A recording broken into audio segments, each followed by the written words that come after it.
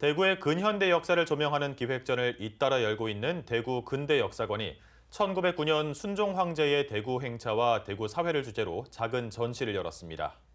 일제가 기획한 순종 황제의 행차는 치욕의 역사로 기록되며 논란이 일고 있는데요. 이 전시에선 역사적 기록을 바탕으로 당시 상황을 재조명하고 있습니다. 우성문 기자의 보도입니다. 일제강점기 조선에 대한 수탈 기구였던 조선식산은행 자리에 조성된 대구 근대역사관. 조선식산은행 지점장실이었던 곳에서 대한제국의 마지막 황제 순종의 대구 행차와 관련한 기획 전시가 열리고 있습니다.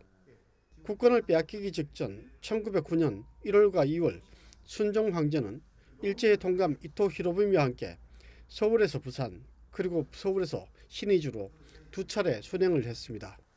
반일 감정을 무마하고 친일로 전환시키려는 정치적 의도에서 기획된 순행이었는데 이 순행에 대한 국내 여론은 좋지 않았습니다. 순종을 환영하기 위해 거리에 3만 명이 모였고 반면에 수창학교 학생들은 순종이 일본으로 끌려갈 수도 있다고 여겨 이를 저지하려고 철로에 누워 순종의 행차를 막으려 했다는 기록도 있습니다. 당시 달성공원을 찾은 순종과 이토 히로부미가 가이즈카 향나무를 기념식수를 한 것으로 알려져 이 향나무를 베어야 한다는 여론 등 논란이 일었습니다. 하지만 1931년 출간된 대구 물어라는 책에 기념식수를 했지만 이제 그 흔적을 찾을 수 없다는 기록이 있어 현재의 향나무와 기념식수한 나무가 동일하지 않을 가능성이 큰 것으로 보입니다. 그동안 지역사회에서는 순종 황제 행차에 대해서 여러 가지 논란이 있었습니다.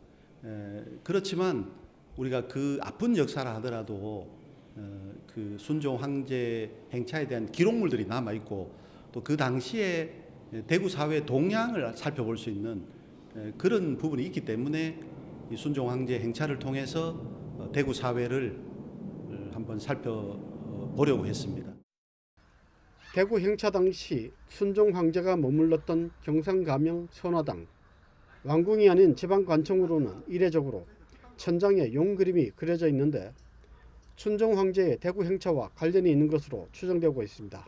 이 선화당 천장에는 아마 지방관청에서 유일하게 용 그림이 천장에 그려져 있습니다.